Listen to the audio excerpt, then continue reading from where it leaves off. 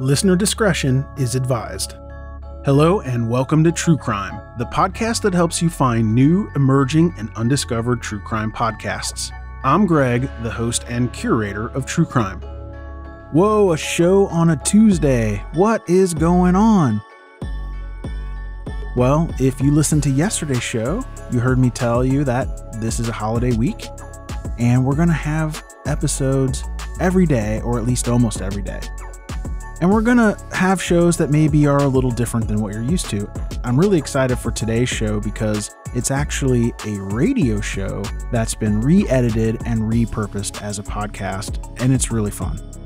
Today's episode is from WorldAroundEwe's podcast.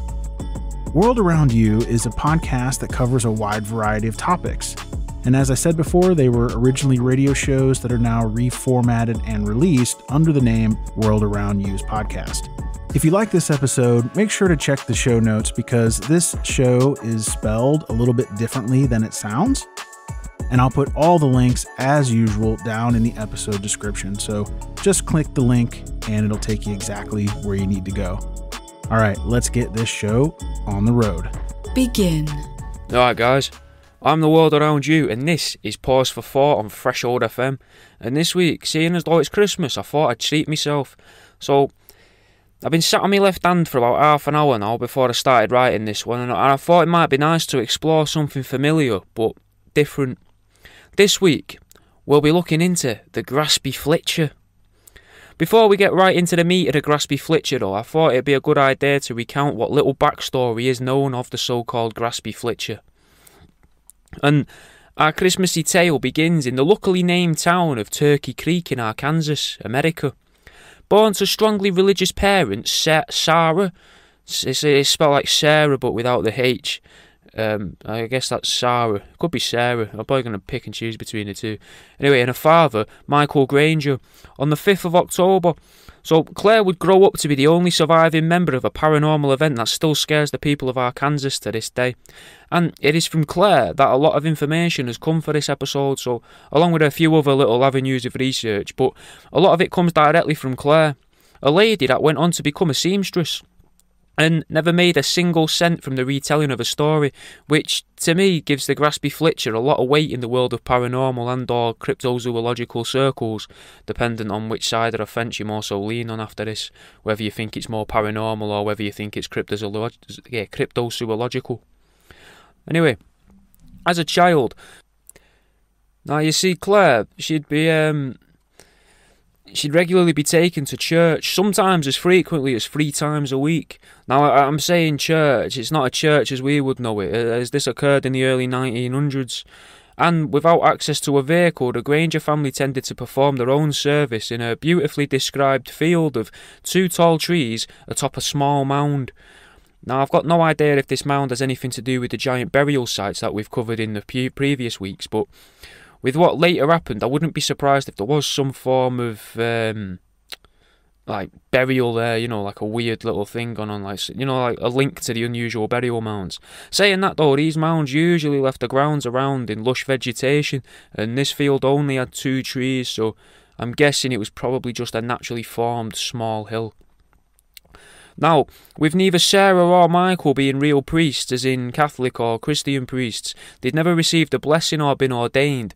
It's difficult to work out exactly what these sermons were or what went on in them, you know, during them, because there's no real record of it or method that they did follow. Is it a methodology when they follow instructions sort of thing? But Claire distinctly remembers receiving communion from an early age, and claims that instead of a rice paper wafer that we're familiar with today, or even a piece of bread, the matriarch of the family, Sarah, would hand young Claire a piece of bark, freshly peeled from the larger of the 2 trees, which is pretty fucking weird, isn't it, straight off the bat? This is why this is a Christmas episode, it's an odd one.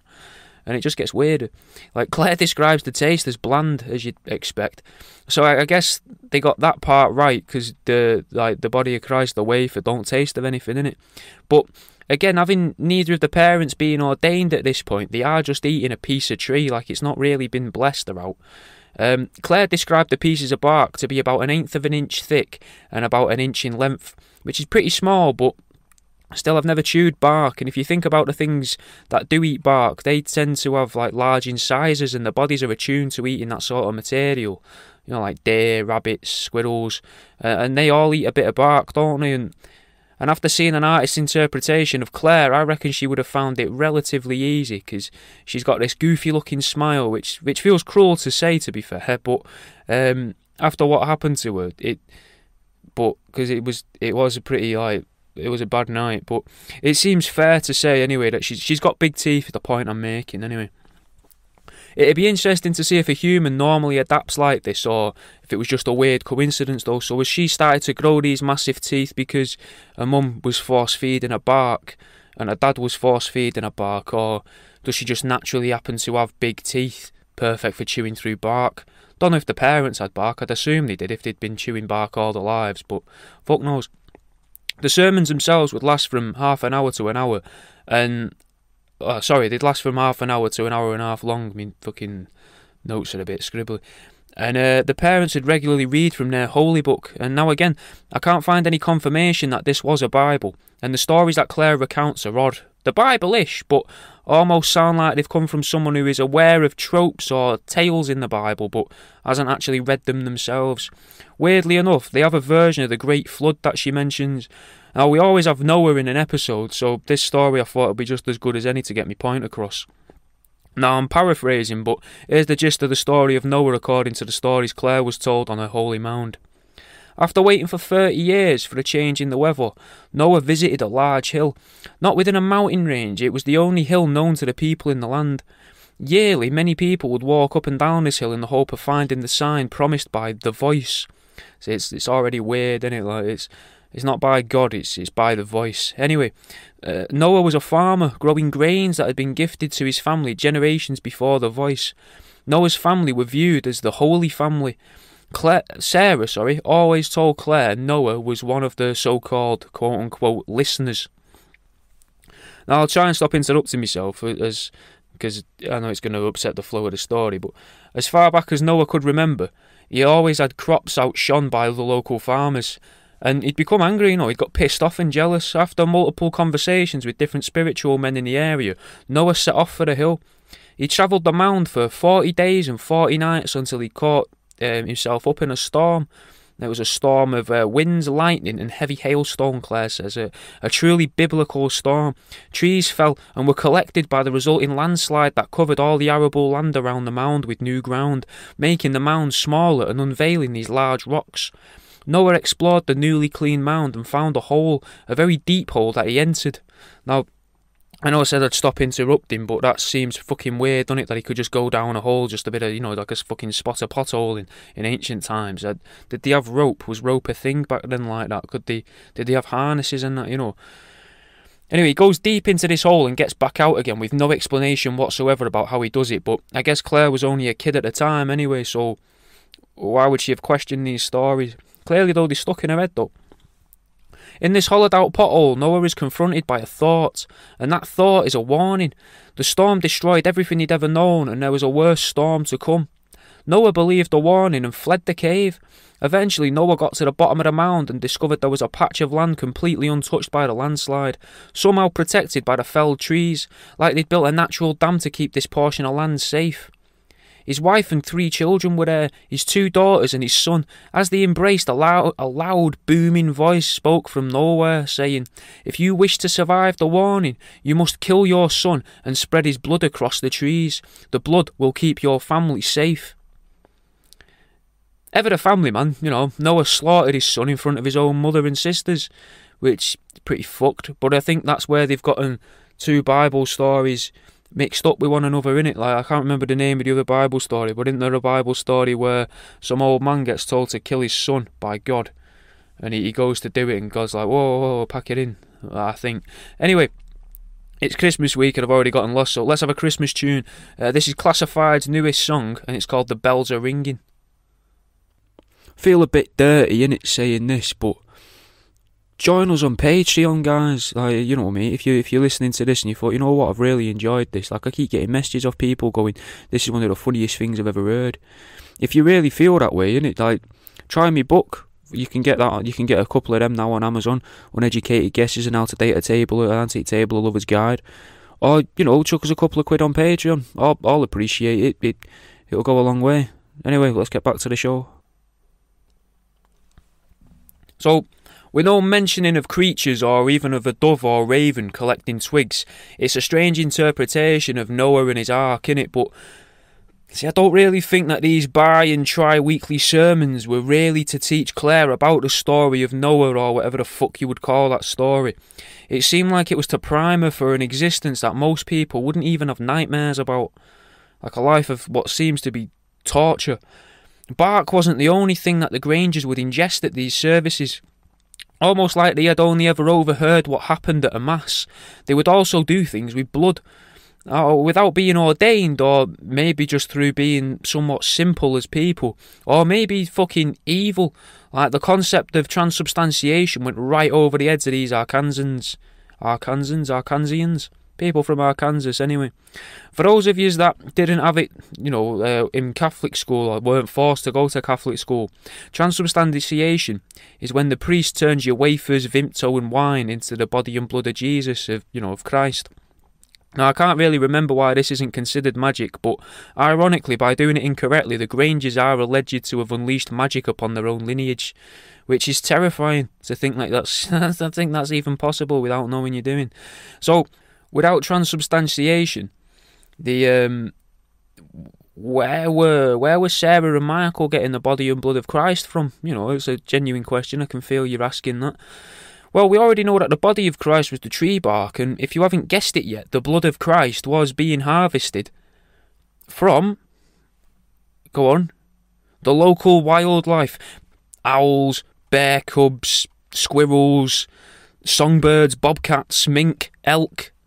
Just some of the things Michael would gather and tether to regularly harvest from. Claire claims that the animals weren't merely hunted, as the family were stoutly vegetarian as part of their religious practices. So the animals would be trapped and tethered to trees away from the mound, and before Mass the matriarch would order Michael to gather the blood, which would mean sometimes bludgeoning the larger animals and dragging them, trusted up, ironically like a Christmas turkey, up to the holy hill. The smaller tree would then be used as an anchor point for the creature. After a couple readings from the mind of Sarah, Michael would present the holy blade. In the same way that like an altar boy presents his arse to regular intervals to a priest, with what I imagine is the same look of, well, what was a look of fear in his eyes, but maybe not, mate, because they've just all become so desensitised to the fucking weird shit that's going on. And that's both for fucking Michael Granger and for your regular altar boy. Anyway, the dagger or the knife, she never says more than holy blade, but that'd be used to split the skin of Sarah's hand, like she'd squeeze it. I'm guessing she'd squeeze the blade with a bare hand. And then she'd fucking drip the blood into the eyes of the creature. But that's not really the oddest part. The blade would then be handed to Michael, who would regularly reopen his old wounds, and Claire would do the same. And she says that when she was young, her parents would take it in turns in teaching her how to mutilate her own body like they were doing. Now, this being the early quarter of the 20th century, I can't imagine blood diseases were commonly known about, but saying that, I bet there's not a whole lot of research into what blood diseases you contract by, or you are contracted by squeezing the blood of live animals into your open wounds, because that's exactly what these religious fanatics would do. And according to what little records there are of this, they were fine, mate. They seemed quite healthy. Like, fine in the sense that they didn't ever attend a hospital or speak to a doctor. But it is worth bearing in mind both parents were dead before Claire's 22nd birthday. Like, there's no conclusive evidence that it was the ritualistic backyard blood transfusions, as unfortunately the bodies were never completely found, like they were never truly discovered. At least not all of them anyway. Parts of them were, but the larger parts and obviously a few smaller parts were missing. And this is where Claire claims to have lost the lower length of her arm. She claims it's not always been missing from the elbow, which again I've not seen an actual picture of her arm, but it makes out that she'd lost her arm from her elbow, but originally she'd only lost it from like halfway between her wrist and elbow. And like from around 4 inches past her elbow, it got described by what I presume is the guy that interviewed her, like meat-wise anyway, and some of the bone was left exposed, continuing a little further towards where her wrist would have been. And this is what this damage was caused, basically. See, it's hard to follow. This damage was caused by the Graspy Flitcher, and it's just fucking weird, mate. Anyway, let's have another song. This is Tabernacle by Royster59.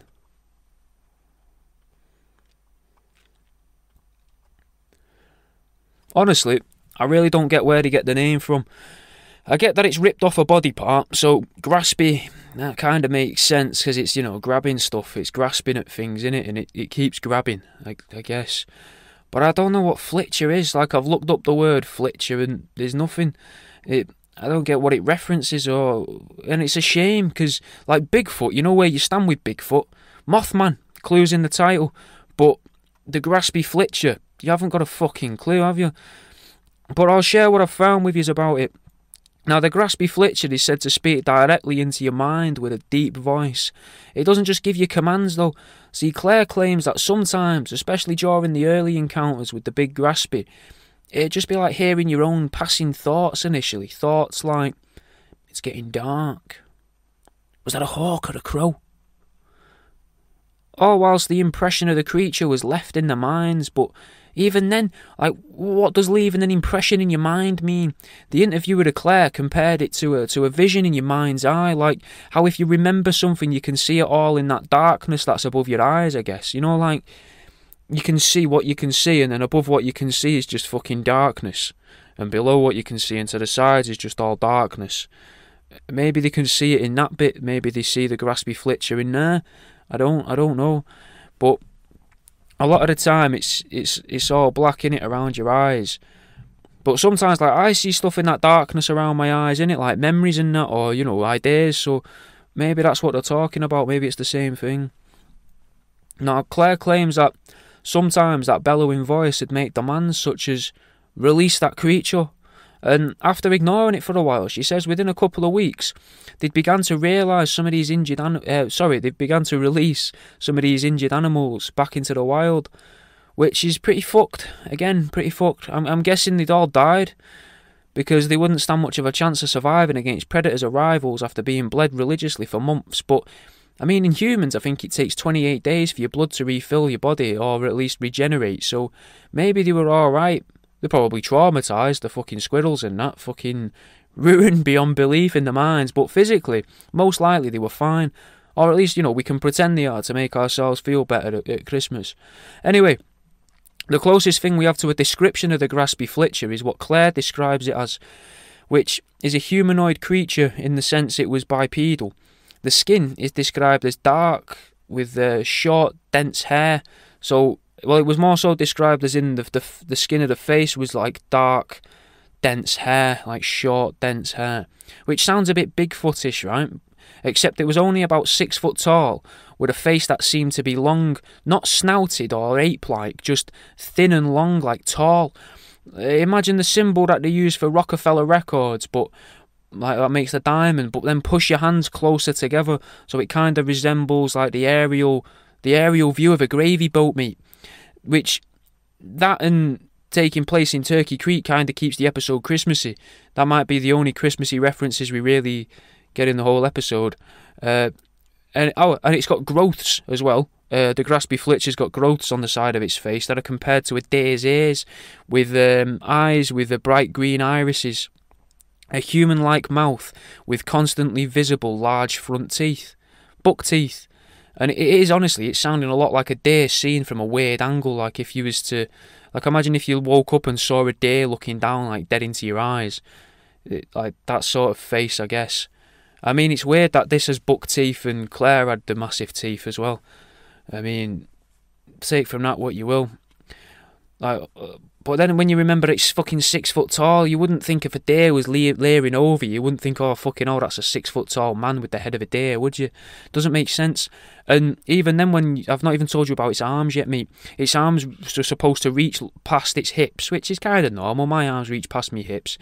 But with proportionally long fingers included in that arm length, though Claire admits they may have been claws, as they never truly seen them bend or be used. So it might just have these fucking stumpy arms with claws at the end, mate, which is fucked. I have not ever heard of something like this, realistically. I mean, There are stories in folklore of creatures that resemble dear humans, like I think one was called the Wendigo, and it's got a buck's skull as a head or an elk's skull as a head. But the thought of one that isn't dead or made up of bones seems to be singular to Claire and her account of what happened. Unfortunately, though, as well, Claire is the only account we have of the Graspy Flitcher, and the only witness that we have to this creature at all. So, not because they've been, not because the other witnesses have been poisoned by the big they, or been shot, they've not shot themselves in the head a few times. They've not even starved to death at the bottom of a lake attached to some concrete. It's purely because everyone else, apparently, has been torn apart by the Graspy Flitcher. The victims of the creature were Sarah, Claire's mother, her father Michael, and Claire's fiancé William. Some people believe that Claire was responsible for the murders, but it was never really an investigation as such. The event was sort of ignored and was literally impossible to find any evidence of a news story for me when I was researching this. It's purely just going off what Claire said, and there wasn't really anything else from the time. So we only have Claire's account. So anyway, we'll have a song and then we'll get into what happened the night of August 14th, 1923. It's another Christmas song because it's fucking Christmas week. This is an older one this time, and you probably all know it. And it's got some deer in it as well, reindeer mentioned in it, so it's kind of fitting to the story at least. This is Weird Al's The Night Santa Went Crazy. Yeah, man, I won't take too much of your time because I know that it's annoying, but now I understand why people actually do this, innit? I thought one of the show to grow, realistically, all I need you to do is share a link to this show around, or the show that you've enjoyed the most. Send it to your mum, your nan, your sister, your mates. I mean, it doesn't have to be a woman, you could send it to your brother or your uncle as well, Just spread it around a bit, mate. That's the best thing you can do for us.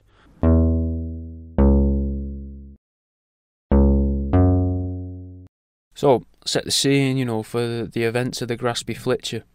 It's sometime after 4 p.m. on Tuesday the 14th of August 1923, and it's weird that we can limit it down to something so precise, but that time frame comes because William, the fiancé of Claire, worked in a local shop and had finished working as normal at 3, which seems strange immediately because you don't really think early 1900s and think shift patterns, do you? But that's not the least believable part of the story, though, I guess. So it's early evening or late at night on a Tuesday, and it's time for the Granger family's first sermon of the week. So Claire claims it was William's quote-unquote baptism into their religion. He'd been attending the sermons for the past 4 years, and the family were ready to welcome him into the religion, and he was the only outsider to ever even be privy to these services at all, possibly the only other person to even know that these events occurred. And now, as it was a baptism, Sarah claimed that they would need the blood of a fresh creature. Luckily, Michael had captured an elk that was yet to receive its first cuts, though it had apparently received Sarah's blood in its eye to bless it. To ready it for the service, I guess, because I guess that's how they blessed the creatures. I don't know why. Why would you squeeze your own blood into the eye of the animal? It just seems morose. But that's fucking what she would do. I don't know if it was a male elk or a female elk, but it's got to have been a young elk, can it? Because they could keep it trusted up to a tree, like I said at the start, and how did he get it there? It's either got to be a young elk or fucking Michael had ungodly fucking superhuman strength, because to drag or otherwise fucking force a fully grown wild elk up a hill, that'd be fucking hard for anyone, mate, let alone some mentalist who regularly self-harms himself with a dirty knife. I can't imagine his body was up to scratch. And that's not even supposed to be a pun, Anyway, the other animal that was used in this service for the baptism was the so-called divine bobcat. So, no idea why it was divine, never got explained. Maybe they'd had it for a while. Maybe it was more so lucky than divine because it hadn't died from all the bloodletting. Fuck knows. Logic goes out of the window with this week. Now, what happened next is fucking mental. If it wasn't already, it's already fucking weird. After the usual rigmarole of Sarah spouting some nonsensical ad-libbed biblical story or two, it came time to baptise William. After all, he couldn't partake in the body and blood if he wasn't a member of the church. The baptism was relatively similar to a regular baptism. No pervert in a frock, but just Sarah with a jug of water. Apparently, though, the water smelled somewhat potent, at least according to Claire, which fucking makes me think it could have been wee, or watered down wee, but going off all of the stuff in this, it was probably diluted blood or something, I don't know. Anyway, the wetness was poured over the fella's head, and that's it, he's in. That is literally all the baptism was, pouring the fucking juice on his face. Nothing too special about it. It isn't until towards the end of the Mass and what happened in the night where it actually gets interesting. William witnesses Sarah squeeze the blade and leak her blood into the eyes of both the elk and the bobcat. Then they begin to cut themselves. Claire was tasked with making the first incision on William as they were to be wed, and she did it. Without an issue as well, she says she didn't think anything of it, nothing untoward at all. That's completely normal. My dad did it to me, my mum did it to me, I'm going to do it to William. Fucked. You know, that's I guess in this religion, this crazy fucking 3-man, well now 4-man religion, that's what they do to each other, innit, I guess. Now, the rest of the sermon goes on without a hitch, no problems, but towards the end, Claire claims there was a conversation between Sarah and nothing, like a change in the usual monologue, as if Sarah was answering someone or something. Now this seemed to fester in Claire's mind up until the point where she claims she was also answering the voice, which is where that comes back again, the voice returns, which is fucked, man. That was in the story of Noah. Well, their fucking bizarre retelling of Noah, which is interesting in itself, because if this had took off, that could have been the story of Noah that everyone knows, do you know what I mean? Because the story of Noah just got changed from the story of Gilgamesh. The Epic of Gilgamesh supposedly became the tale of Noah, and it just fucking changes, done it every few hundred years, so who knows, fucking Noah could have been potholing instead of building an ark. I mean, it's unlikely, and I don't know what happens with all the animals and that. Like, I still don't get the animals. There's a link to animals within the story, but fuck knows. Anyway, Claire starts noticing the voice anyway, and at this point she noticed that Billy Boy had broken out into a sweat and had started to shiver. Now, I'm going to imagine that fucking young William was shivering and fucking sweating from having the blood of 2 different animals poured into his open wounds. I'm guessing these had developed a tolerance, you know, fucking Claire, Sarah and Michael Granger must have developed some form of tolerance to it all, because they'd been doing it for years.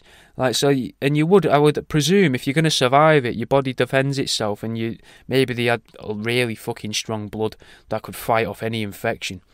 Maybe people were just built differently 100 years ago. Fuck knows. Anyway, Claire was trying to comfort William, and she says that she claims that the voice started to become stronger, and that's when the creature appeared from the branches of the larger tree, landing on the floor around near them, to which Claire claims they all turned towards the creature and stared at it as it spoke to them. Claire is said to have become emotional at this point in recounting the story, at least according to the interviewer, and as if she was fucking reliving all this trauma. But I think even that's weird. Like, why wouldn't she have broken down when she's talking about fucking slicing open her own fiancé so that her parents could drip the blood of a fucking so-called divine bobcat into her and a fucking elk? Like, it's mad. Like, why is that the part where she cries? Why does she cry when she remembers this creature falling from the tree? I mean, it makes the creature seem scarier. I don't understand how it's not already broke her to talk about it again. She's got to be fucking hard as nails, mate. Because I was creeped out long before I got to this part in the story. But, I mean, that's just me. I mean, let me know what you think of all this, you know, in the Discord and that. But the whole leaking blood into the eye of the animals got me. That's where I was like, this is the fucking Christmas episode. It's just that detail of it that makes me think that whatever it was they thought they were doing, they must have genuinely believed in it. Because that bit there just seems so unnecessary.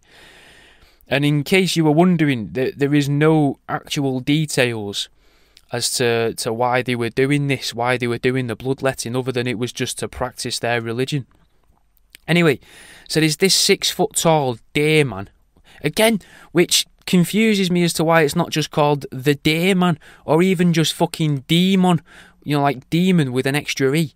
But I guess it was a traumatising event for them, and I quite enjoy marketing and that in it, so I mean, it would make more sense if they were going to try and sell cuddly toys, I guess, to call it Dayman or something. But as it was. I don't get why the locals decided to name the creature that, the fucking Graspy Flitcher. And it wasn't even the family that named it, so it's just so bizarre. It's as if the story was around and then the story got removed. It's still, that's not the thing to focus on anyway. What we should focus on is that there was this lanky monster with a furry deer-like face and potential claws, and maybe, well, definitely less intimidating, fucking massive buck teeth. Now, Sarah, brandishing the holy blade, leapt at the creature, only to be cast to the ground by a swing of its arm, tearing the woman's face as she screamed, and that's a sound that Claire would regularly recollect against her will, which again sounds like trauma. But I'm not a doctor, but fucking, I can't imagine how you could just sit down with this woman and talk to her about all this and watch her break down. Then again, she stayed so calm apparently up until this point. But maybe the interviewer said that so he or she, imagine it's a he 'cause it's the early 1900s, didn't just come across as a dickhead, like for fucking re-traumatising and making her live through it all. Anyway, Michael supposedly sat completely dumbstruck, staring at Claire as Claire was tending to William, and he dived at her and tried to pin her down, to which Sarah stood up and tussled with her husband.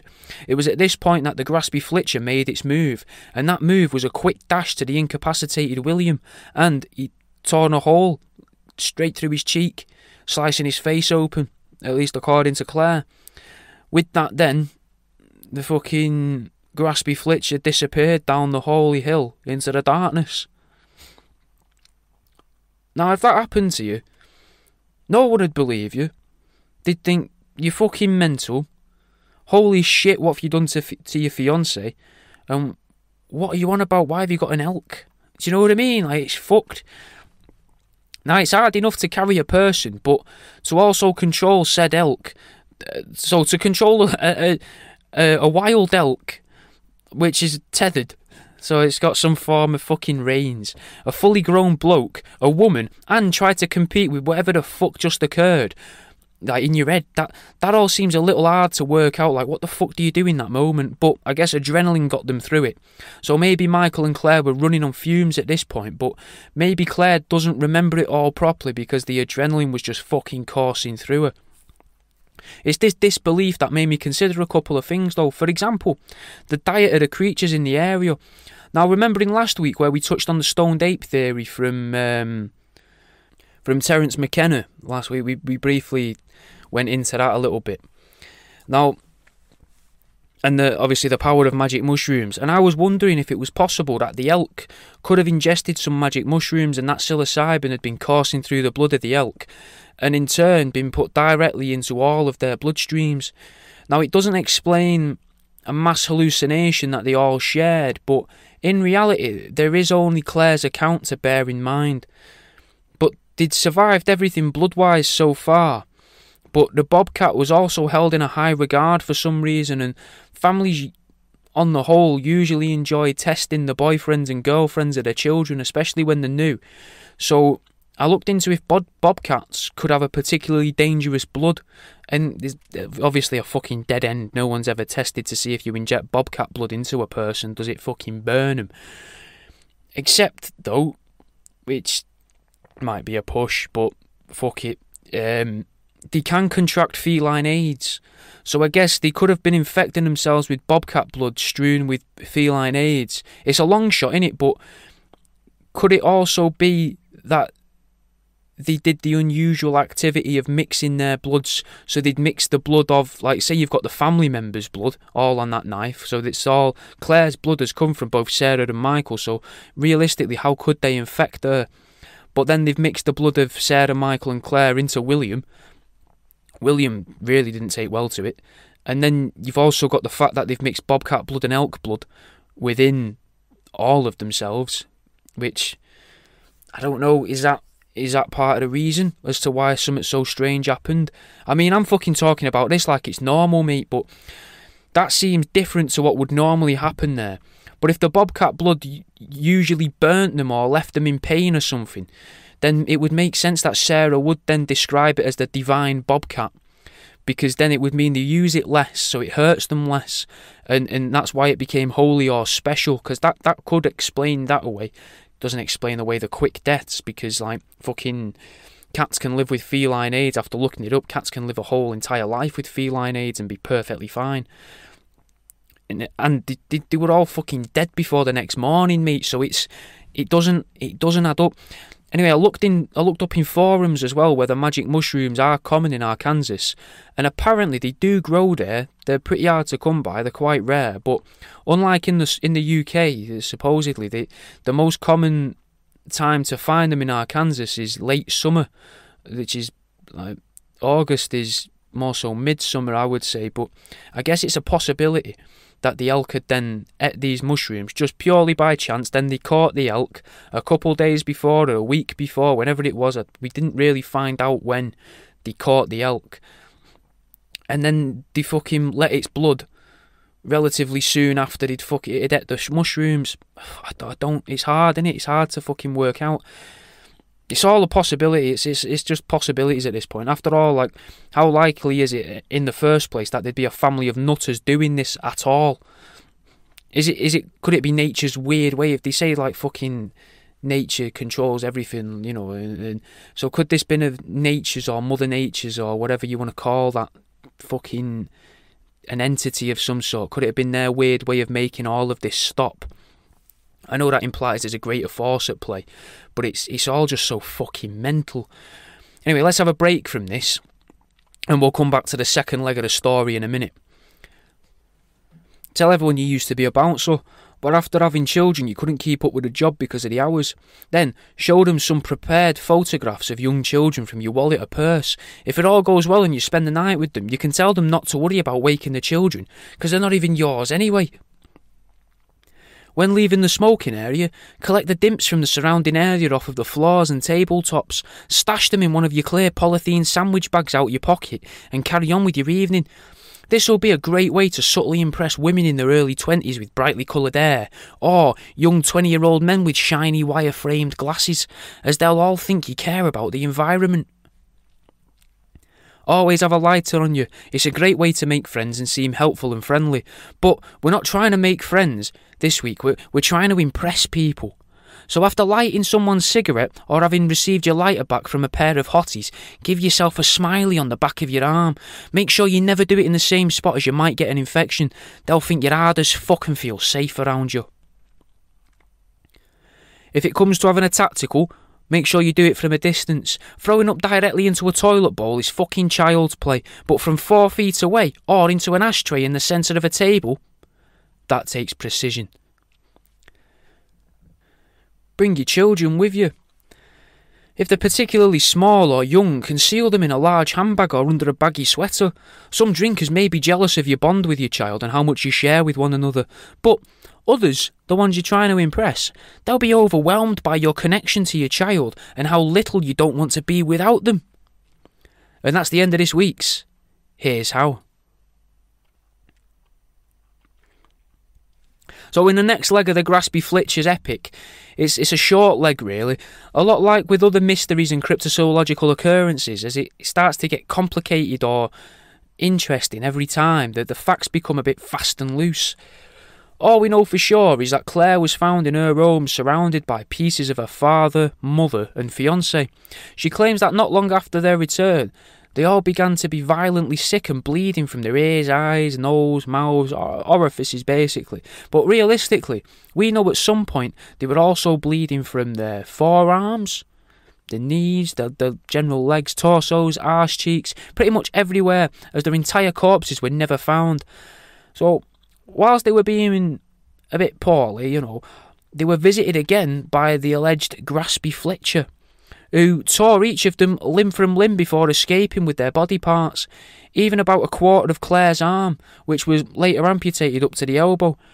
She was jointed like a chicken, really, which, again, a little bit of Christmas reference for you.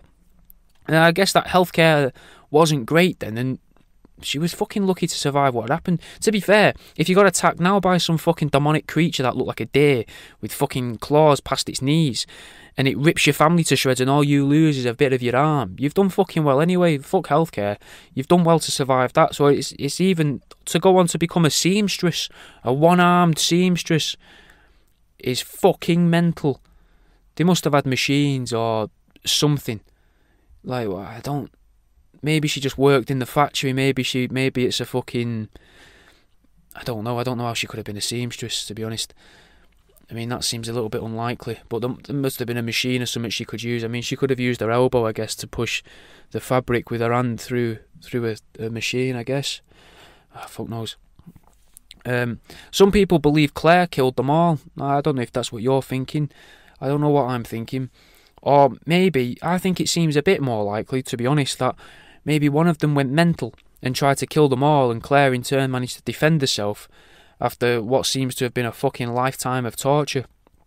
I think I feel most sorry though for William. He just wanted to get his end away with a religious girl and ended up embroiled in a fucking bloody massacre. Authorities supposedly discovered the animals, mostly dead, as Michael kept their location a secret from the family as part of his role. Weirdly enough, there was stories that the tree that provided the bark of Christ also died, like withered away.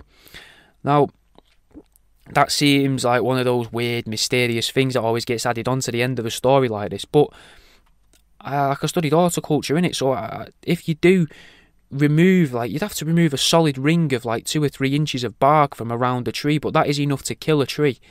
So you got to bear, maybe they could only reach so high up the tree and they just kept taking it, or maybe they were taking it from round the tree to try and spare the tree. I don't know.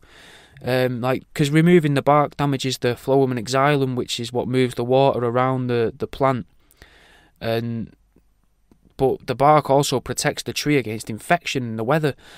So if you've removed all of that, I mean, they were only thin slices that removed, so it seems unlikely. But if these fanatics had been doing this to the same tree for fucking, how old was Claire? 22?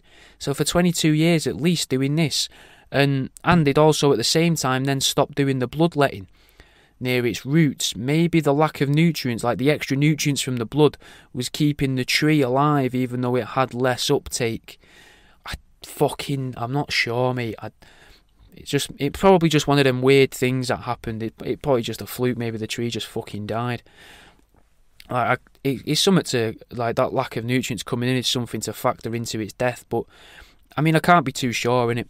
And I wish I had more to tell you about the Graspy Flitcher. I really do, but there isn't much else out there on it. It's never been seen before or since. There's not really much talk of a deer man knocking about. I mean, you've got the Loveland Frogmen of Ohio, which are these weird little frog humanoids. You've got the fucking Tuscumbian space penguins. They were in Tuscumbia, which is, I think that might be near Ohio, I think, or Utah or something. I can't quite remember where that was, but they're almost humanoid creatures. They look like little people in, like, not little people as in like the medical thing, just like literally like 2 foot tall, like penguins in space gear basically. But like, America's full of weird humanoid creatures. Like, you got fucking Bigfoot, mate. I could have done I could do a few weeks of shows on Bigfoot. I mean, you've got Bigfoot all around the world though as well. You don't really have Tuscumbian space penguins all around the world, and you don't have fucking the Loveland, Ohio Frogman all around the world. Albeit that also kind of sounds like a grey wearing jeans, which is fucked. But who knows, mate? Who knows? Anyway, that's it from me. I'm the world around you. This was Pause for Thought on Threshold FM. Fucking Merry Christmas, guys. Stay on today for, you got HDR at 4. Jimmy will be about at 7 with Jim will Mix It. And tomorrow, you got fucking Soil, mate. Fucking week 10. I think we're going to be live on YouTube. You can watch our faces. Me under the cupboard. Jimmy in his room. Fucking something to look forward to. Episode 10 of Truth Seeking tomorrow night. I'll see you in a bit. Thanks again for listening to True Crime by Indie Drop-In Network. If you would like to nominate a true crime podcast to be featured, just send me a tweet at Indie Drop-In. I'd also love to hear if one of our featured podcasts is now your favorite show. Indie Drop-In survives off ad revenue and listener donations. If you would like to contribute, please consider buying me a coffee. You can go to buymeacoffee.com/Indie Drop-In. If you look at the very bottom of the episode description, I put a link in there to make it really easy. Indie Drop-In has many other shows that you also might like. Just go to indiedropin.com. All right, see you next week.